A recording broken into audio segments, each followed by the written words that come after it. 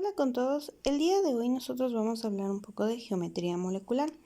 Ustedes la teoría ya la han revisado, así que lo que vamos a hacer es un breve recorderis de a qué se refiere la geometría molecular, un poquito de su importancia, ¿sí? Y para que ustedes puedan identificar qué es lo que van a hacer a manera de práctica. Según nuestra guía, lo que nosotros teníamos planificado era hacer, mediante modelos, identificar las estructuras. ¿Sí? Pero en este caso vamos a hacer un trabajo un poco más manual que va a llevar mucho de su imaginación. Entonces, hagamos un breve recorderis de qué es la geometría molecular. Es la encargada de estudiar la distribución espacial de los átomos en una molécula. ¿Sí?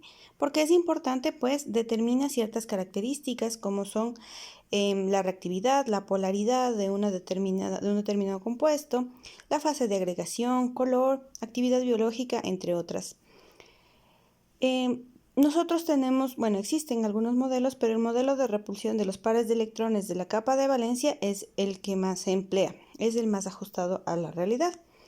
Y para esto, pues, vamos a ejemplificar con la molécula de agua. ¿Sí? Estos son modelos que ya los tenemos armados, entonces los ángulos ya están muy bien definidos.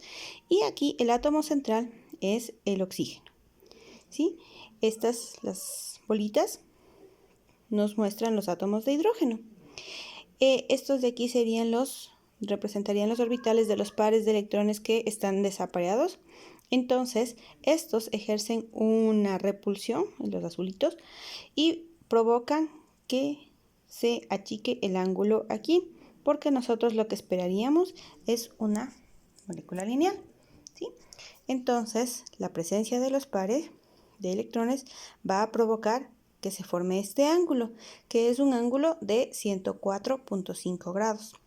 Entonces, características de esta estructura, de la estructura angular, es que tenemos dos enlaces, ¿sí? Estos dos, y dos pares de electrones no compartidos, que serían estos dos.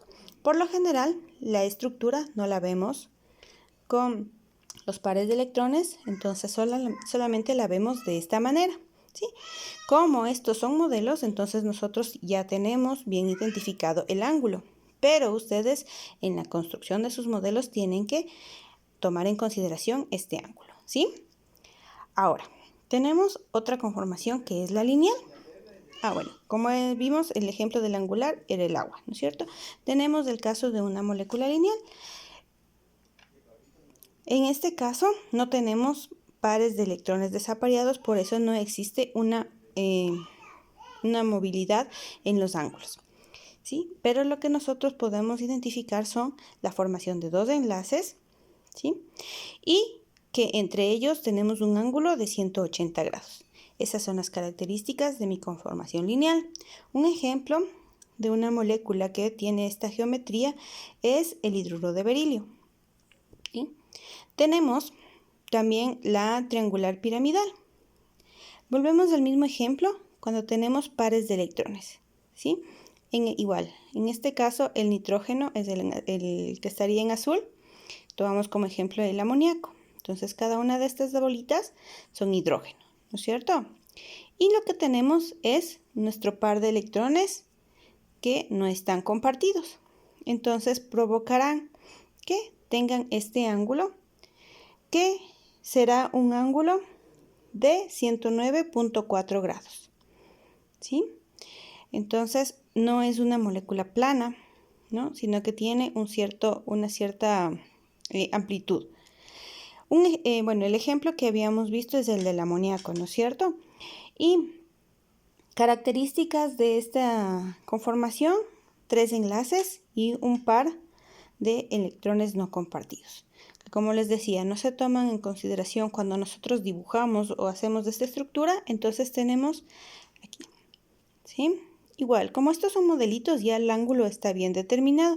Estos son los que tienen que ustedes tomar muy en consideración el momento en que desarrollen sus estructuras. Fíjese bien, ¿sí?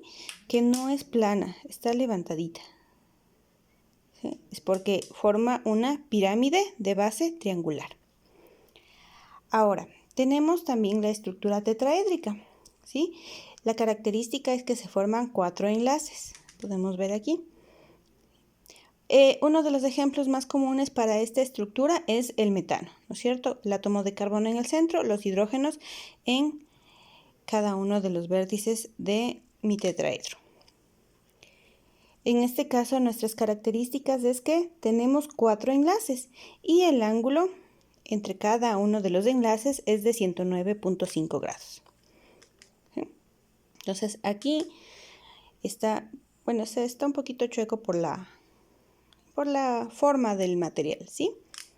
Y tenemos la siguiente estructura, que es la trigonal plana. No sé si logran ver, bueno, con la sombrita se logra identificar, ¿no? Que aquí está alzadito y aquí no. Esta tiene 3 enlaces. Entre sí forman 120 grados. Es una de las más sencillas de hacer su estructura, ¿sí? No tiene electrones desapareados, por lo tanto, no existe la formación de un ángulo que le quite del plano. Y un ejemplo de esta puede ser el fluoruro de boro o el trióxido de azufre. Ahora, lo que ustedes van a hacer es ejemplos de las diferentes moléculas que tenemos, y para eso van a utilizar algunas de las opciones que pueden tener en su casa. Puede ser